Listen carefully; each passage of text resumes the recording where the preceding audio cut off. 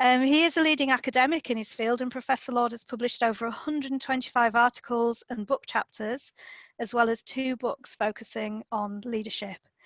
His work in this area has been extremely influential, as you will have seen in the details that we sent around to you all. The title of his talk today is Identity Leadership, Why It's Important and How to Apply It. And it promises to be an interesting, informative session, and will also provide us with the opportunity to gain an insight into his work. So I would just like now to say welcome to Professor Lord and hand over to him. Hi. Hi. And I've never done one of these talks online before, so bear with me, but I think I'm supposed to share my screen now. Okay. Well, hello everybody. I'm happy to be doing this. I will give you just a brief overview of what will happen. So I want to give you kind of a mini 10-15 minute course on identity and why it's important, then talk about how leaders can affect identity and what some of the consequences are, both for the leader themselves and for other people or groups or organizations.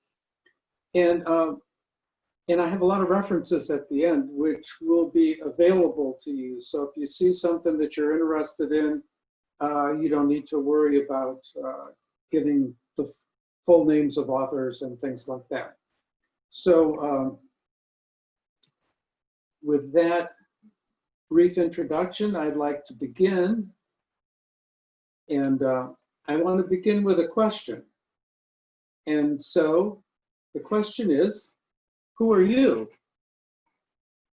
And what I'd like you to do is answer this question in a sentence or two, and we'll come back to your answer in a few minutes.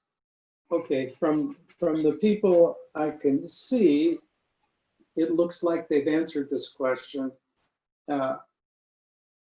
So the next thing I want to do is, being fair, talk about who I am. I had an introduction, so I'll just note a few highlights. I'm a professor at Durham.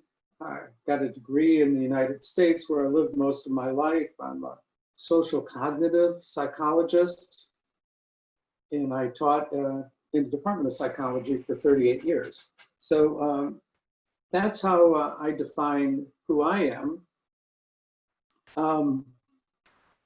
So why are identities important at all when we're thinking about leadership? Well, a key premise of the talk I want to give is that leaders operate through other people.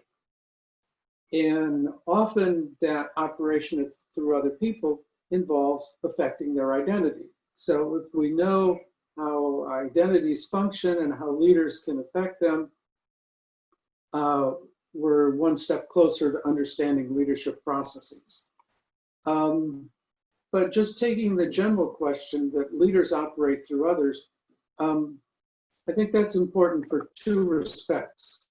One, who assumes leadership positions depends on perceptions of other people.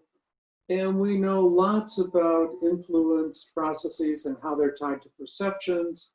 And one of the key ideas is that people have implicit theories, which automatically guide their conception of other people and perceptions of other people, and both leaders and followers.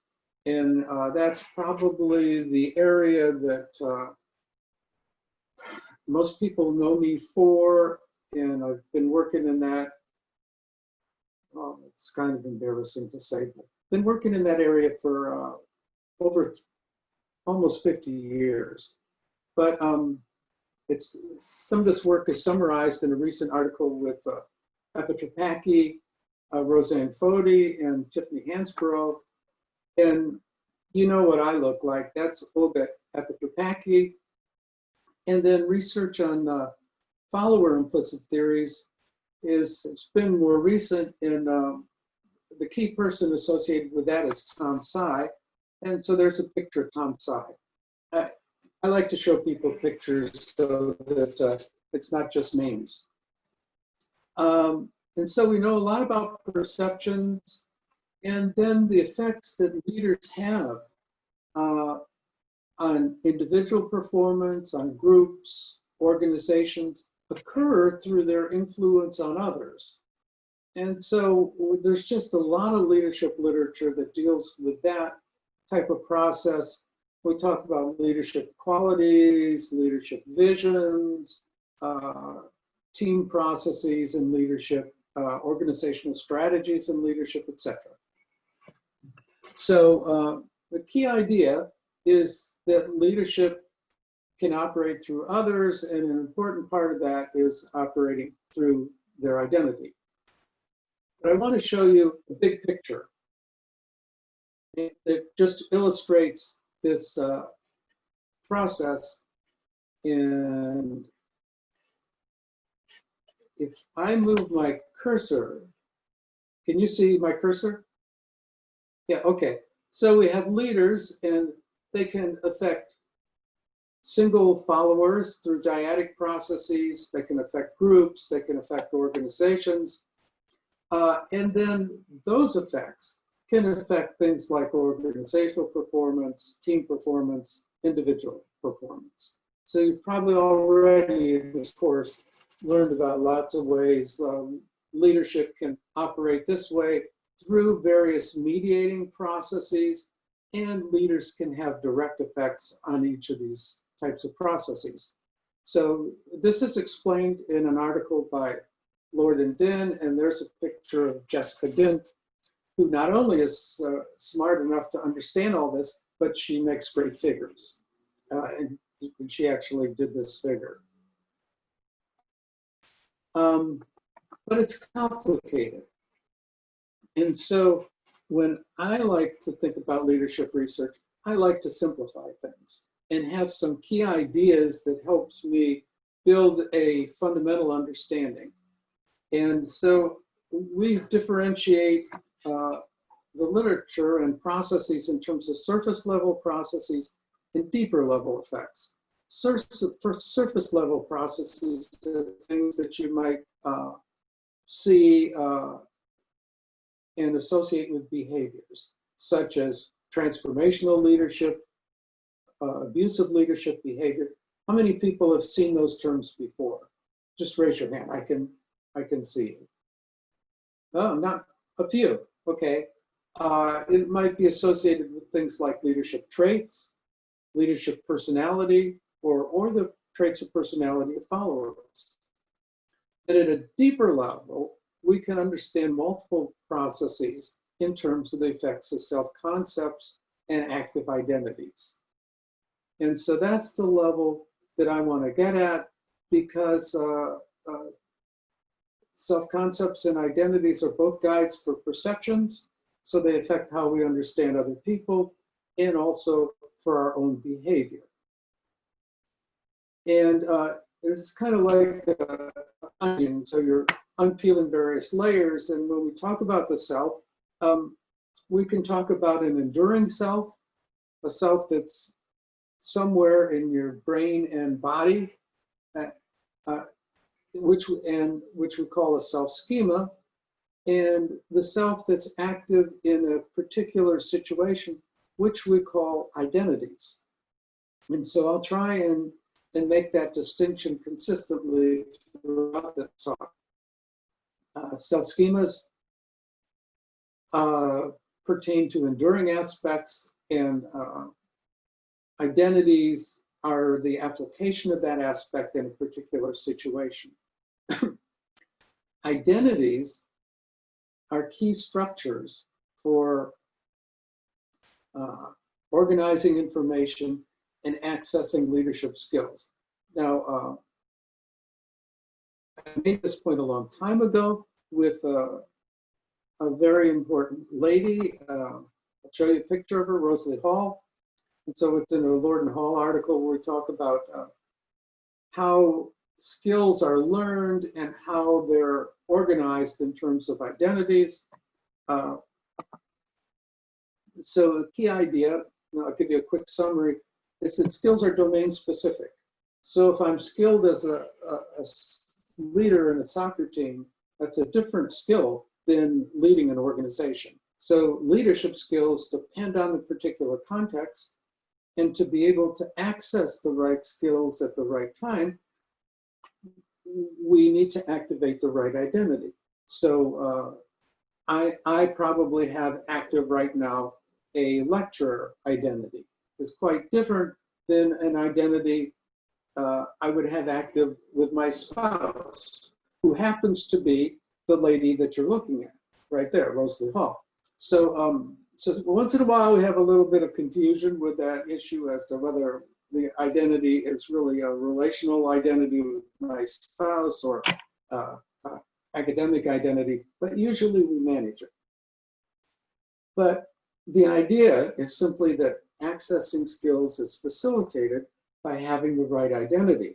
And if you think of this simple point, then if leaders can affect the identity of followers, they can also affect the skills that they access at a particular point in time. So that's what we mean by, we understand the identity processes, we have a fundamental way to think about leadership and how it operates. We can also think about this process in terms of leadership development.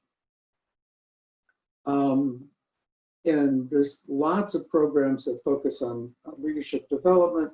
A key idea there is that as people get experience in a particular context, they build leadership skills, and then you kind of can get to self-reinforcing spirals in that you build skills by being a leader, and as your skills develop, you're more comfortable operating as a leader, so you're more willing to do that. And as you do that, then you build more and more skills, so you can have a positive spiral. Or if you lack leadership self-efficacy because you don't have many leadership skills, then you avoid leadership situations and you don't activate a leader identity. You might activate a follower identity, and you don't build leadership skills. And so for that reason, we often have programs where we try and develop leadership skills. And a key person in that area is Dave Day, who has a really nice article showing that leadership experience has more benefits if leadership identities are stronger. It's exactly what you would expect if identities are keys to organizing and preserving skills. Okay. Look, now I want to take a couple of slides and go into a bit more detail as to what we mean by self-concept and schemas and identities. And then we're going to have a little fun. Then we'll talk about, I hope it's fun. And then we'll talk about leadership research. Okay, so what do we mean by self-concepts? Well, I gave you two definitions. It's beliefs about the self. That comes from a really important book by a social psychologist. Or it's an overarching knowledge structure, a schema. And that's the definition that I want to emphasize. That's why it's in red. And knowledge structures are composed of modular schemas, which are local processing structures that guide information processing when they're active. Or what some people have called a working self-concept. That comes from a lady by the name of Hazel Marcus, and there's a picture of Hazel Marcus.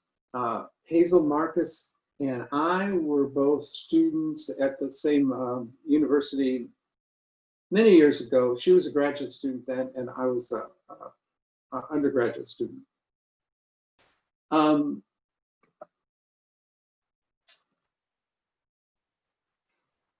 There's basically three traditions.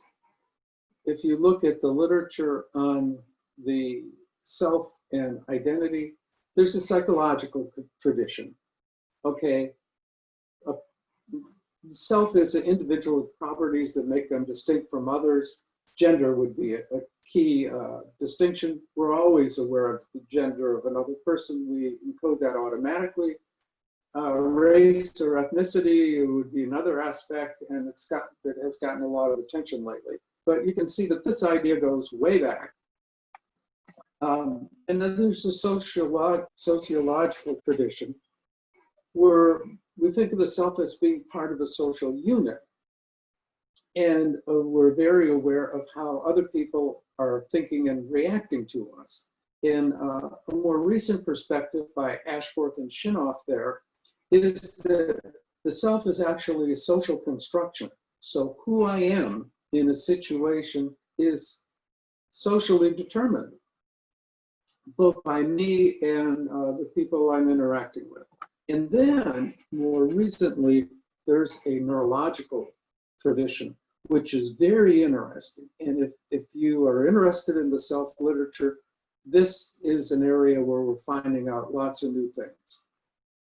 One is an area called personal semantics, where the concern is the different types of memory that we have. And another is what we call neural networks or default networks. And I'll show you just a brain image of default networks, which are networks that are active when we're not thinking of anything in particular, but when we get engaged in the task, they're suppressed. And lots of people argue that self or default networks are important because that's where information about the self is encoded and stored and organized into an autobiographical history. So if I were to ask anyone a question, or I'd say, tell me what you did today, you could probably start out from the time that you woke up and give me a pretty good summary of the events that you've had so far today in the sequence that they operated. Even though you didn't think about building a story like that, it happens automatically through default networks. So they're a very important kind of network, and we know lots about how they operate. So those are three traditions, but the perspective that I want to emphasize comes from Brewer and Gardner, and it talks about the level at which we represent the self. And they argue that we can represent the self at a personal level, at a relational level, and at a collective level. And I've already used all three of those kinds of representations to talk about myself. I talked about some of my unique background. That's a personal level. I talked about a relational level in terms of my relationship with a co-author who happens to be my spouse, a very important relation. And then at a collective level in terms of Suzanne introduced me as a director of the Center for Leadership. So it could be a group level, or it could be an organizational level. And these levels are important both in terms of chronic aspects of the self, what we tend to emphasize. So if we want to think in the terms of Hazel Marcus and say, okay, what would be the working self-concept that tends to be active? For some people, it would be personal level. For some people, it would be relational. And for some people, it would be collective. So that's a chronic aspect, but it can also be at a situational level. So what level is activated in a particular context? And I'll give you a clue that you can write down and take with you. It's worked every time people have told me about a study. If you're a leader and you want to activate a personal level, you can do it through the pronouns you choose. Things like I and me activate personal level identities. If you want to activate a collective level, you can do it just by changing pronouns to things like we and us rather than me. And if you're at all in sports or other areas, you've probably heard the little adage, there's no me in team, okay? So, or there's no I in team. I think it's the way it's supposed to go. But the idea is that if you're in a team sport, you don't want to think about individual level identities. So why is this framework important? Well, what I've done here in sort of a complicated way, but I'll unpack it for you, is that if you think of personal or relational or collective identities, they can be the basis for evaluating yourself, which at the personal level you do in terms of traits. At the relational level, you do in terms of roles, like are you a good parent? Or at a group level, you do in terms of prototypes. Are you behaving the way a member of your group should behave? If they affect frame of reference, do you compare yourself to others? Do you think about yourself in relationships, or do you make comparisons to groups? That's the personal, relational, and collective level. It's a basis for social motivation. It's a motivation self-interest, the benefit of others. My daughter just became a parent. So she has a about 15-week-old baby. And once you have a child and you're taking care of a baby, instead of thinking about yourself, you have to be thinking about the benefit of this other person. Or you can think of it at a collective level. Maybe think of the family as a social unit. So why is all this important?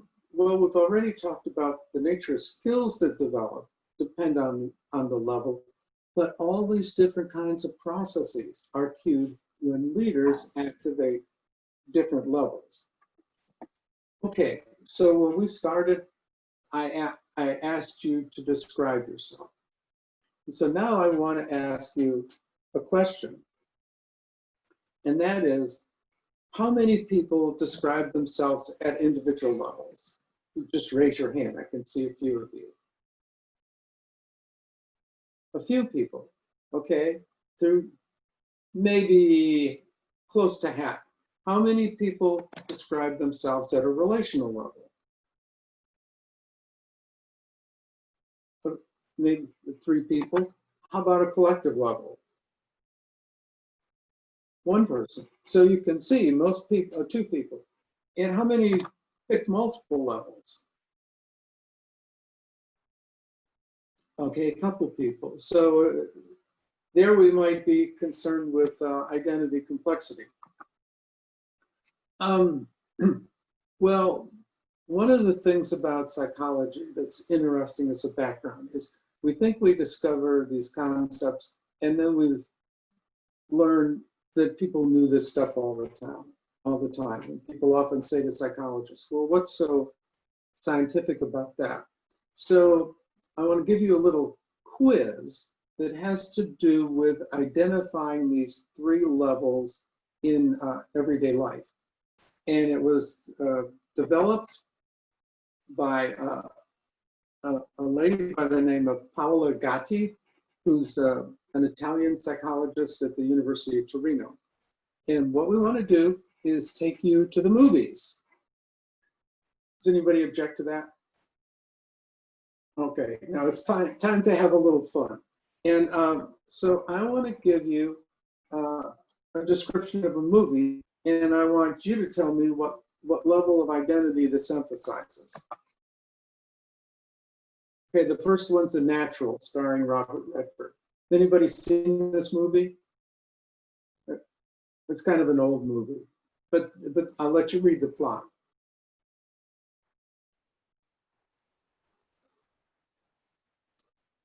So does anybody think they know what level this is? If you do, raise your hand. Okay, Joshua Dexter. Okay, so if you can unmute that. Okay, Joshua. I'm thinking like it's a mix of the personal and the relational, because it's all about him, but obviously he's in a team, isn't he? It could be. I was thinking individual, but you're a little bit more complex than me. So thank you. Okay, how about the next movie? This is a little bit more complicated.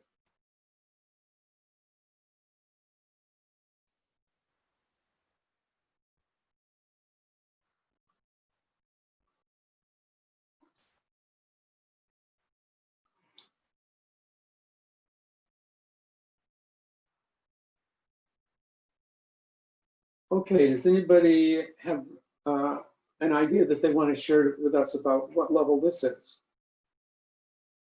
Okay, Elisa Brown. I think it might be relational because it describes a man in context to his friends, lovers, ex-wife, and estranged son. It isn't. I'm not sure that it could also be personal because it's him as the center point. Yeah, good point. There's always a personal aspect at some point, but this obviously emphasizes relations. So thank you, Elisa.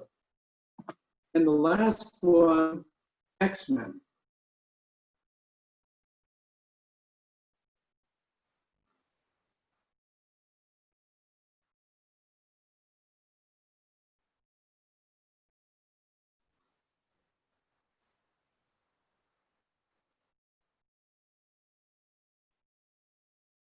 Okay, anybody have an idea at what level that is that they'd be happy to share? And it's possible that you're raising your hand and I can't see you because okay, Joshua, again, I can see you. Yeah, I know that one's a team one. I've seen that film at least. So obviously, like the whole plot is around them all working together, isn't it? Yeah, it's around a group, and most of that action involves groups, etc. So that gives you just a little bit firmer idea as to what these three levels are and how they affect us and how they're represented socially. The next thing I want to do is talk about the issue of how do we measure identity? And we can do it two ways. We can do it with what we call implicit measures that tap into unconscious automatic processes that have to do with the accessibility of a particular schema, or we can do it with explicit measures that have to do with evaluation and endorsement of particular identities. And I want to give you just a quick illustration of what the difference is between an implicit and an explicit measure. I showed you a picture of a brain with lots of neurons, and it had little globs of areas that were in red, if you remember that.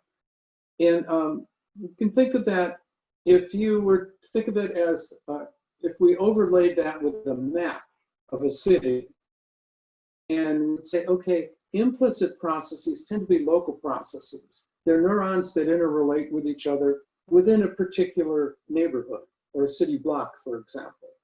Whereas explicit processes that are conscious involve activation that goes all over the whole city. Now, what this means, if you think about it, nerve impulses go at a constant rate. So if we have interactions that go back and forth and they just operate within a city block, they can be very fast. But if they have to go all over the city, they're slower. And so what happens is that implicit processes are just too fast for us to recognize or manage with explicit processes. They're important. They affect our accessibility of information, but we can't really regulate them very well, at least not consciously. So that's the difference between implicit and explicit processes. How do we measure things implicitly? So I have another quiz for you. I have 3 word fragments here, and what I'd like you to do is make 3 words out of them. O blank blank blank A-N-D and M-E-M blank blank blank. First word that comes to your mind.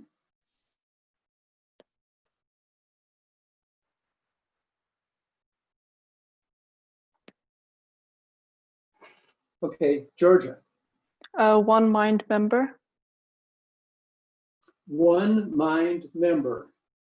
Okay, thank you. Let's see how. 1.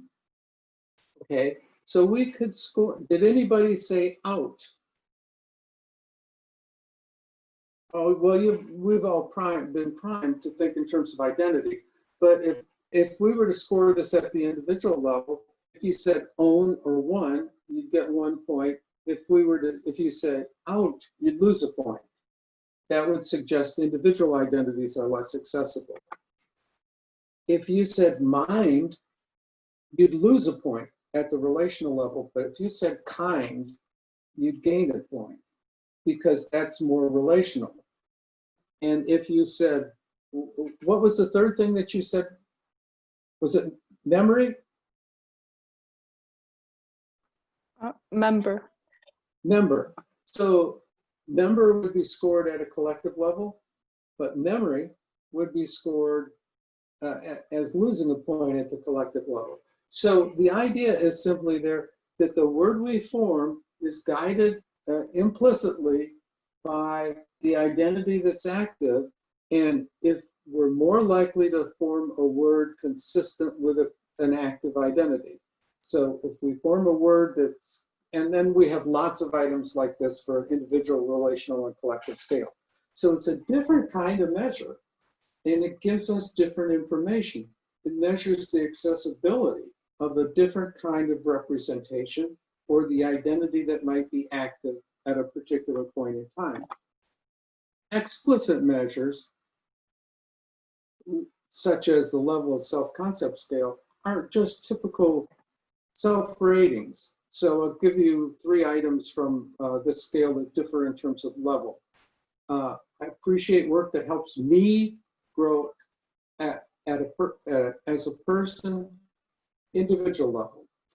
People close to me shape who I am, that's relational, and I define myself by being a member of groups that are important to me, collective level. So we can see how that operates.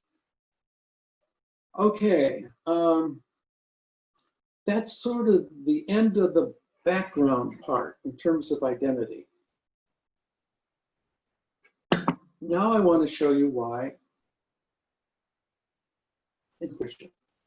So the point in a nutshell is that expectations, understanding, behavior, and skills are all guided by the self-representation. So they can be different if the self is represented at different levels, as it is as we go from one situation to another, and as we experience different kinds of leadership. Well, one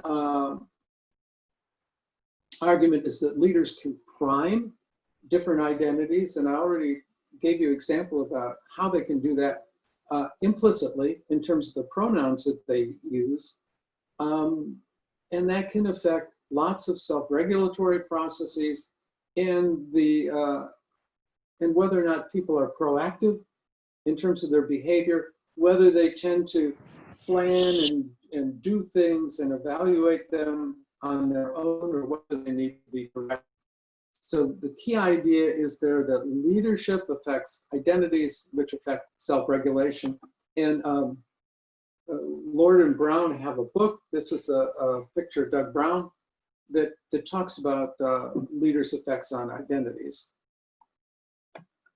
I like pictures. And so here's a picture of conceptual picture in terms of how a leader could affect identities, and then that sort of has a cascading effect on affect, goals, that affects your ability to access knowledge, which we've already talked about, and together they affect performance. Most performance in complicated tasks is driven by the ability to access knowledge rather than just by effort.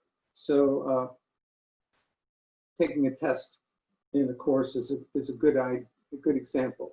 You may try really hard, but you come to an exam and you just can't think of exactly what you want to say, even though you know it. You can't access it. And often that's because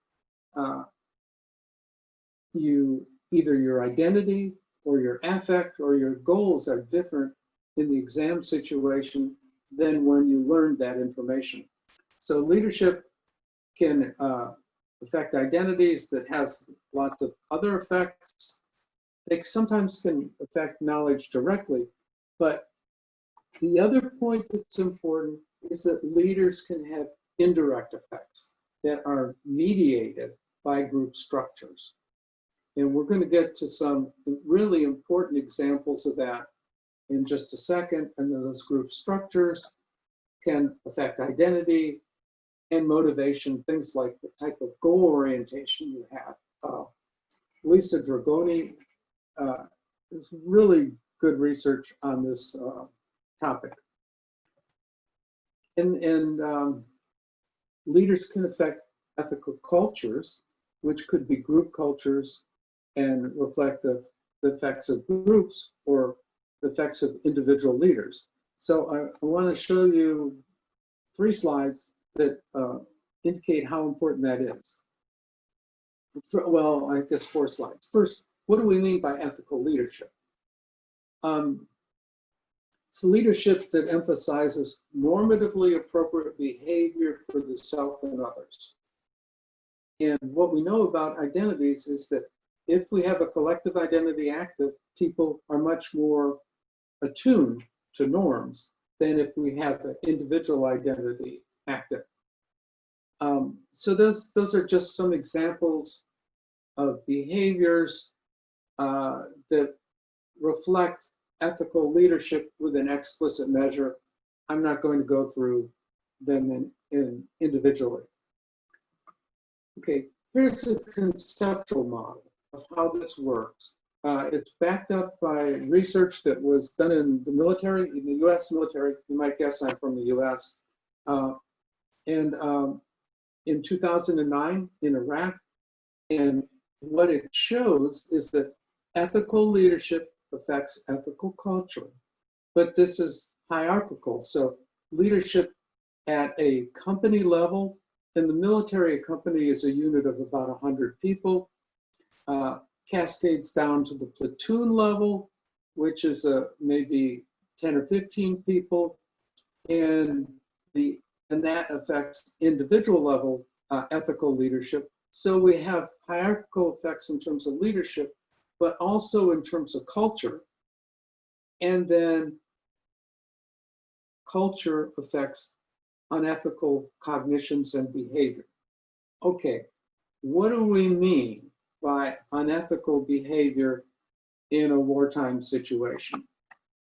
Well, this comes from Shalbrook et al. That's a picture of John Shalbrook. This is a picture of Sean Hanna, who was a colonel at West Point in the US at the time.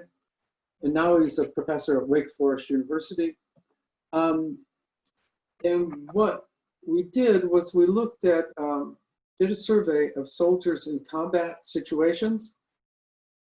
This is US Army forces in Iraq in 2009.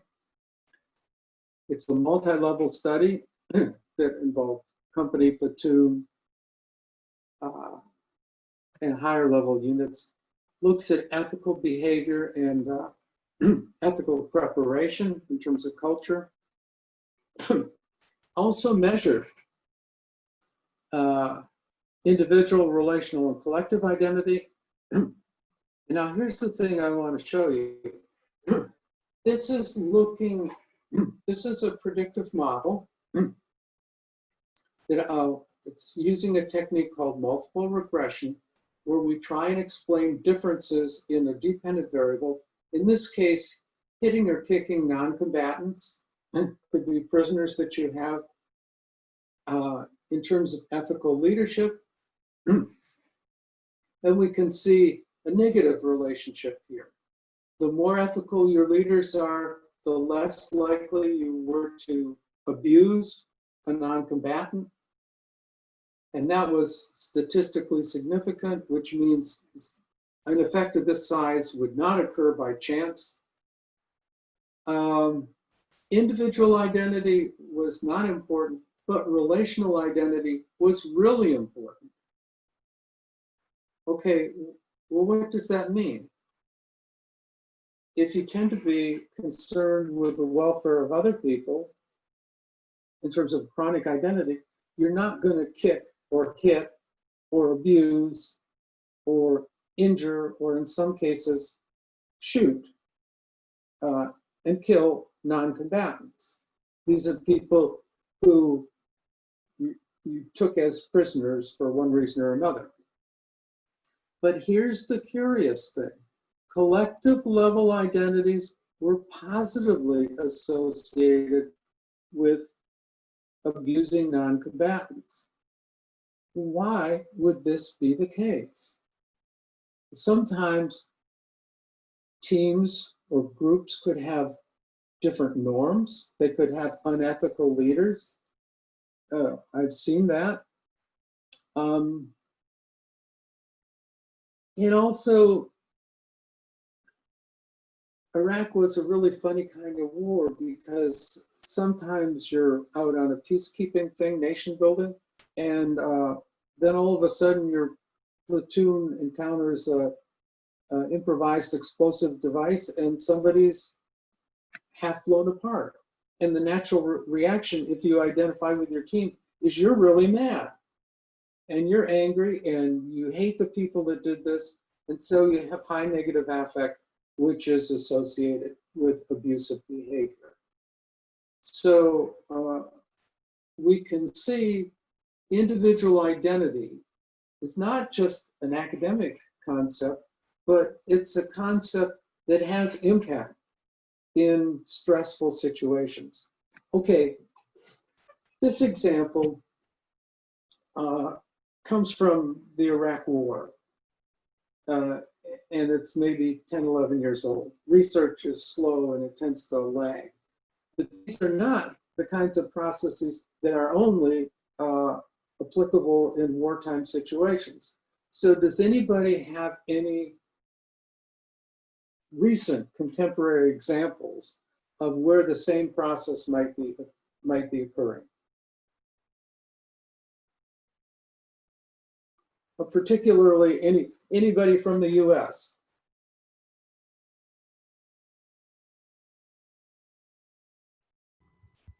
Well, there is sort of, sorry, not from the US, but there are environments of sort of a high pressure of conformity, as well as the threat to the individual safety, which can sort of cause that negative affect.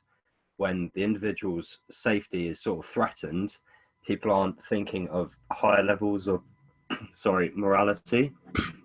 So the conformity and the accepted behaviors in there, in addition to the perceived threat, can cause those negative affects and leading to less moral behavior, perhaps.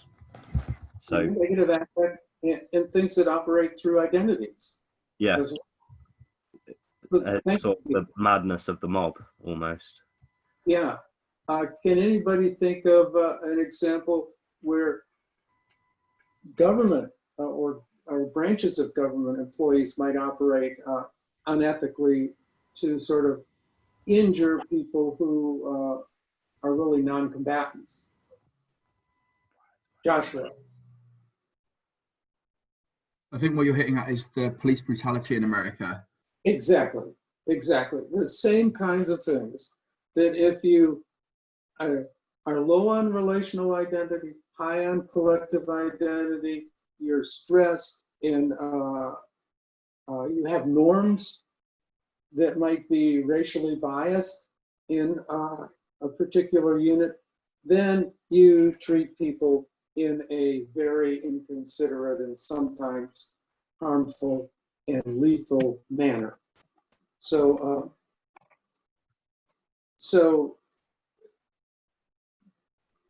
it's exactly the kind of process we've been talking about we see enacted in the streets of the US too frequently. Can anybody think of another health-related example?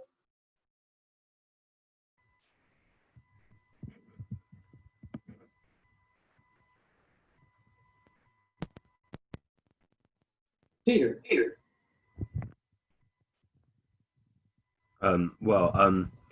Especially at the start of the pandemic, you a lot of people in complete panic, sort of, for example, panic buying.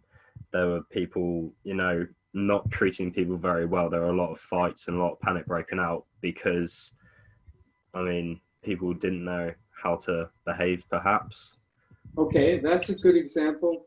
I thought about this a bit, and I thought about the individual, relational, and collective difference. So that things like washing your hands keeps you safe. You know, so when you come in from a walk or something, you're supposed to wash your hands and face. But wearing a mask is relational in the sense that it might protect you a little, but it protects other people more. Yeah, that's one of the largest issues, because I've been working in a hospital, and that's the biggest issue. Is people actually, most of the measures aren't to protect yourself, it's to actually protect everyone else. And that's sort of an issue with a lot of the younger, fitter population, is that because it doesn't affect them as much, they're not taking the measures to protect other people. Exactly. So with that individual level of identity, when you're not thinking of yourself in relation to other people and the collective group, then that's when people stop behaving morally in relation to other people and start being more egoistic motivations. Exactly. So either at a relational level or at a collective level, when you talk about rule compliance, things like sheltering at home or social distancing, if you have collective level identities that are active, then people are much more likely to do this. Now, I'm in Durham and I'm in the business school, and we have lots of students from Asia. And so what was really interesting is that when this pandemic first started, we would see people wearing masks occasionally, but they were much more likely to be Asian students than UK students or US students. Why? Because Asian cultures are more collective. And so they're more likely to have rule compliance, and they're more likely to think about protecting other people. And we can see that the more individualistic societies like the US and to some extent the UK, and I suppose we could even include other countries in Western Europe, have been much less successful at managing the coronavirus than more collective cultures. And one explanation would be that we know the things that we should do, but they don't get activated either by individuals or by government because the underlying norms that tie back to identity. So when I suggested that identity was a deep structure for things, it helps us understand differences that we might not otherwise understand. I have 2 or 3 more slides that I want to show you that are conceptual, and then tie this up, and then we can do questions. Okay. If we think of identity as a deep structure, there are many ways that it can affect behavior. And one is that it affects our notion of what is socially just. So we can think of social justice and its relationship to work outcomes as being influenced or moderated by the working self-concept. So this will be different if people's identity that's active is at an individual level or a relational level or a collective level. So the implication there is that then if leaders can affect the identity that's active, they can also affect people's sense of social justice. And so let me tell you a little bit about social justice. And the fellow here is a guy by the name of Russ Johnson. Russ and I have a long history together. And it started with a a study that we did on identity and social justice. Social justice typically is thought of in terms of three different types of justice. Distributive justice has to do with getting outcomes that are important and signify self-worth. Typical for most working employees, how much money do you make? Interactive justice is, are you treated fairly? Are you treated with dignity and respect? And it's important because that has to do with a socially constructed self rather than a personal self, and how you're treated indicates self-worth. And procedural justice.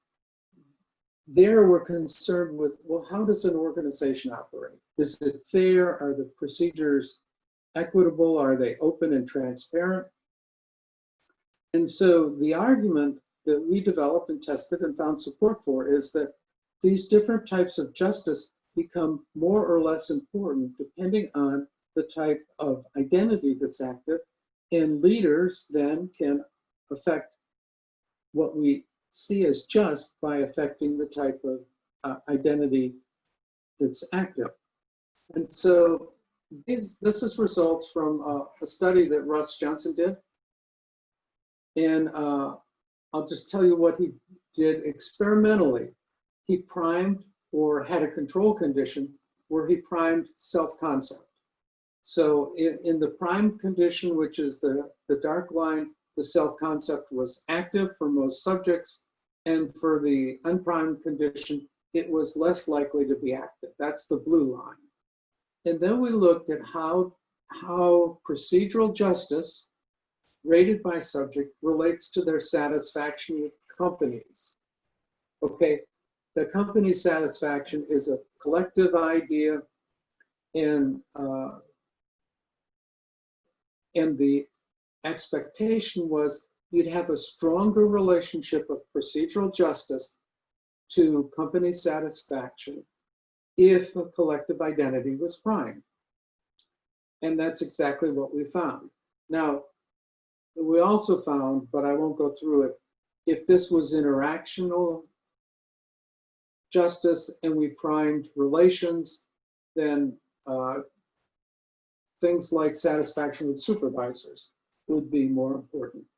But so that's the key idea. I want to mention one more idea, which is really important. It comes from a guy by the name of Francis Flynn, who talks about identity and social exchanges. We're all engaged in social exchanges in many aspects of life. But what Flynn argues is that if the individual identity is active, we tend to emphasize negotiated exchanges. And what we mean by a negotiated exchange is kind of a tit for tat kind of exchange. I'll do this for you if you do this for me. Okay?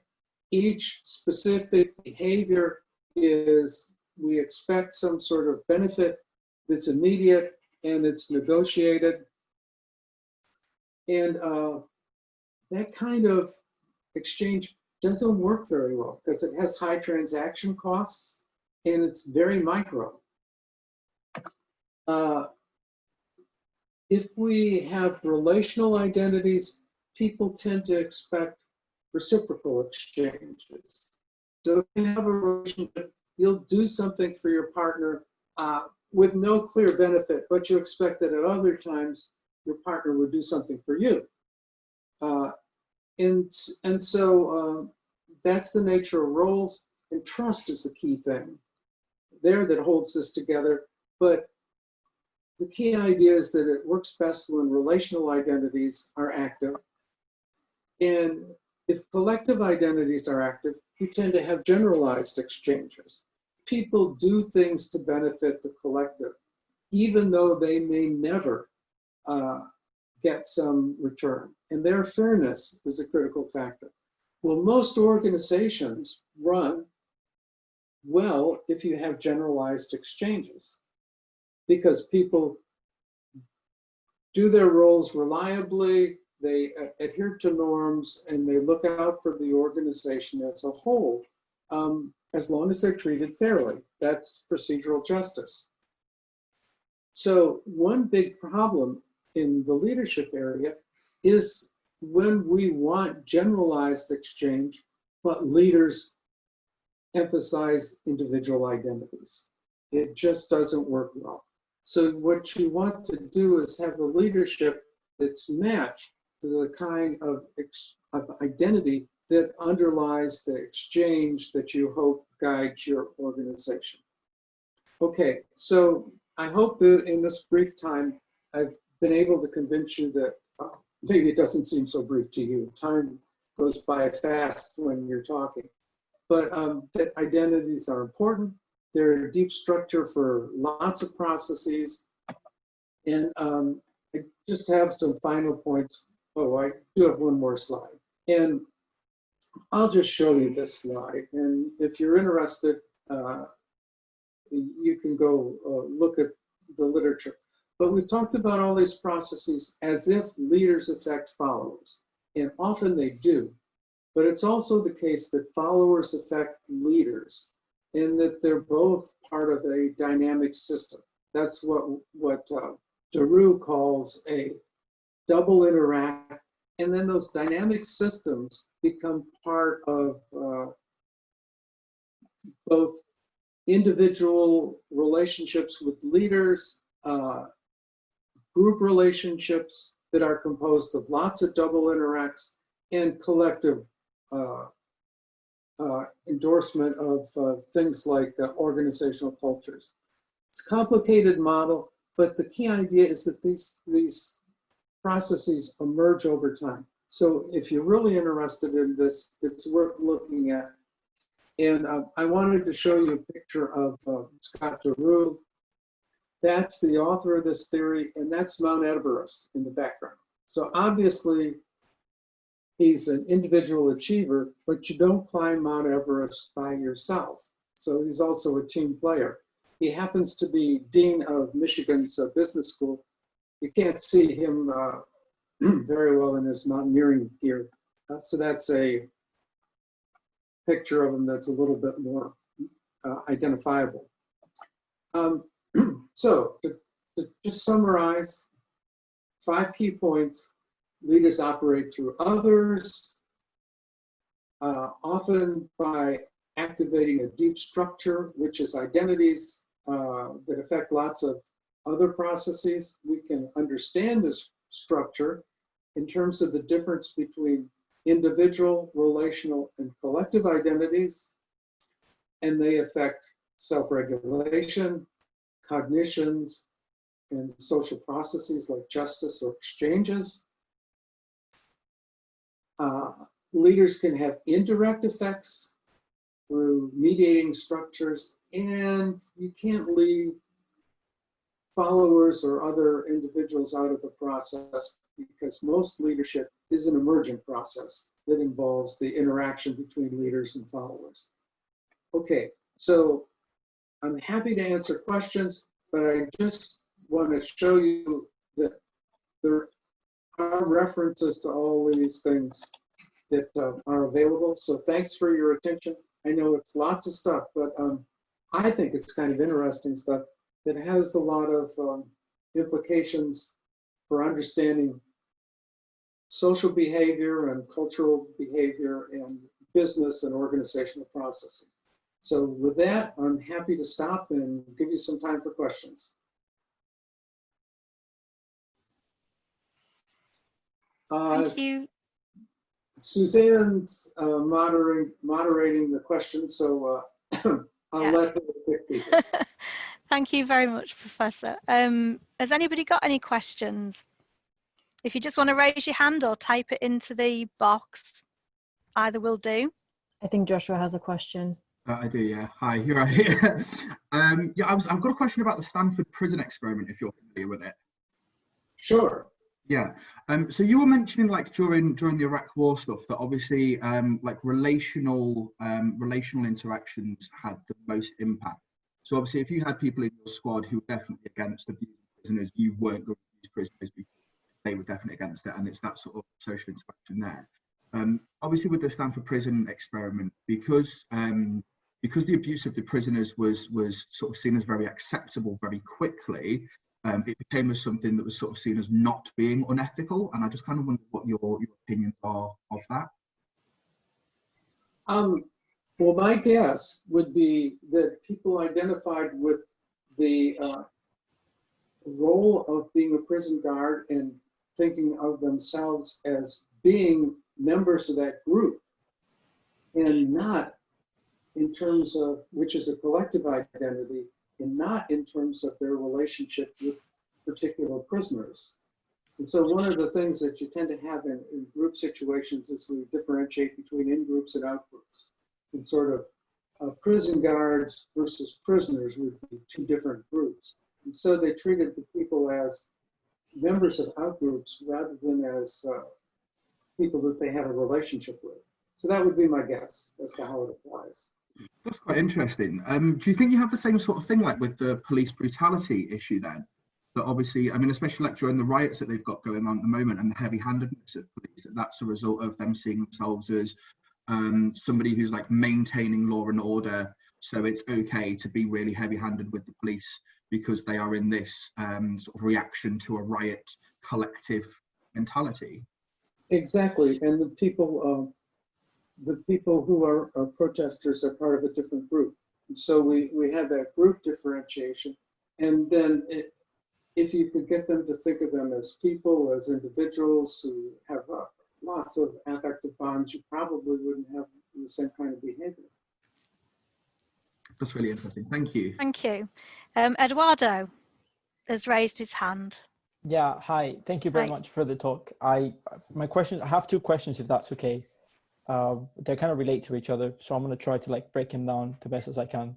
So after your chat on, of course, talking about the COVID-19 situation and the pandemic, if relational levels can be defined as basing your identity of your relations with other people, then surely this demonstrates in a way that these different levels kind of go together but also can conflict. So for example, if I based my identity on how I relate to someone and that someone is far away and we have lockdown, then I will have urges to go see that person and keep up the relationship.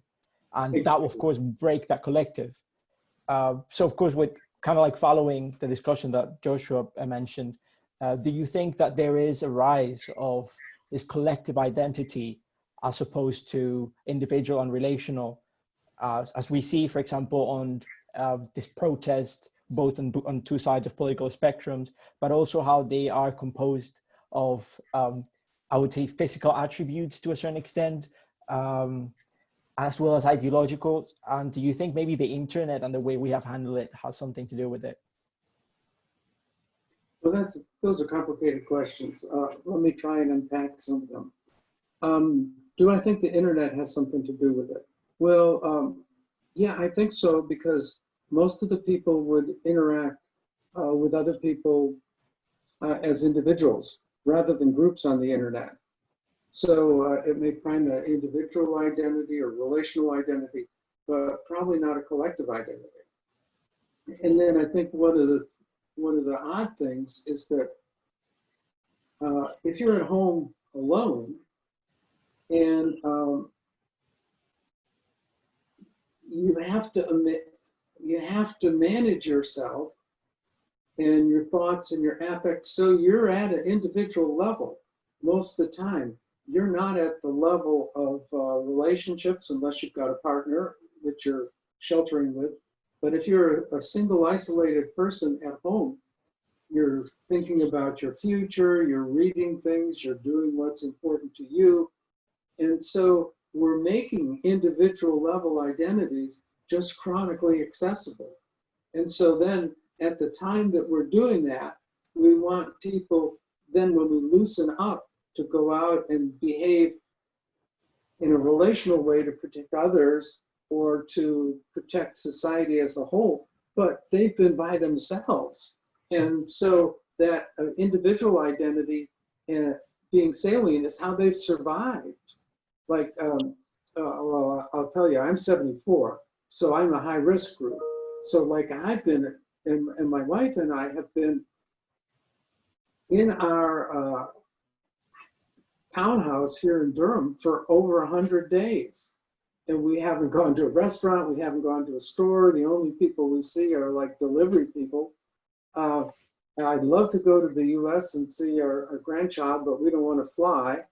So it's your individual identity that keeps you on track for this long period of time. So then it's hard to switch when you go outside and be relational, other than, you know, when we go out for a walk, we socially distance because we don't want to get sick. But if you imagine people then going to a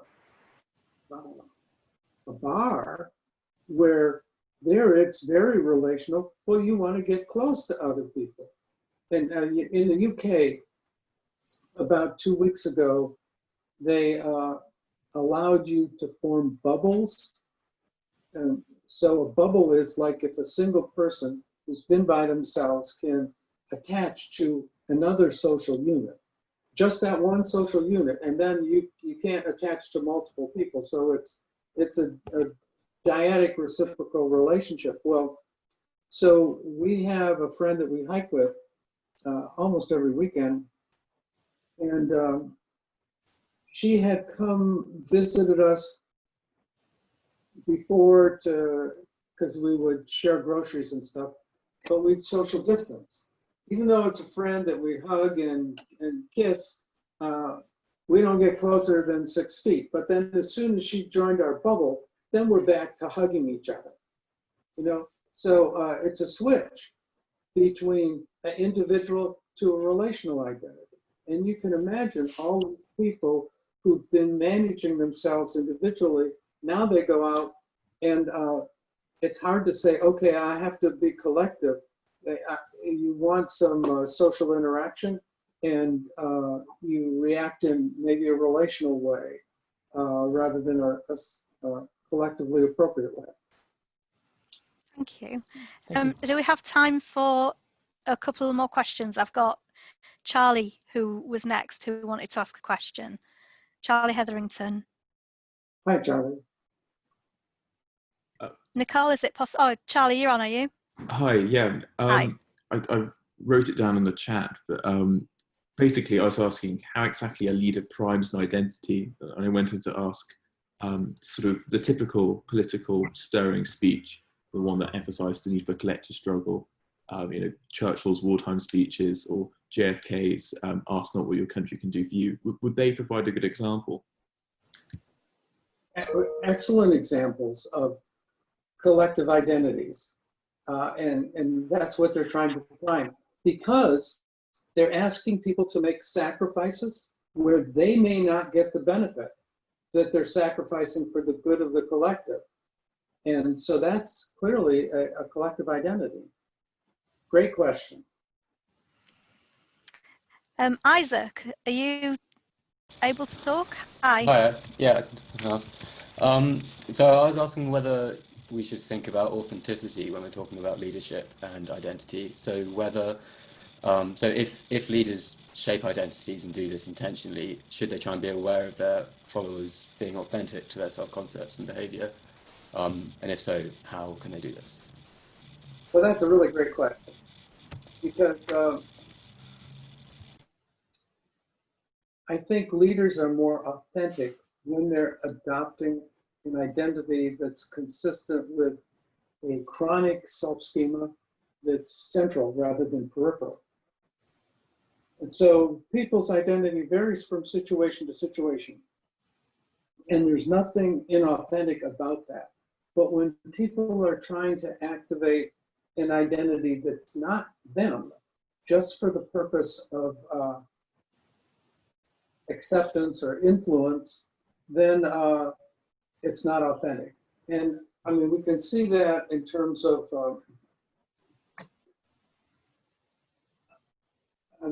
Trump, who's president of the US, where maybe he has a script that he's supposed to follow, but that's not really him.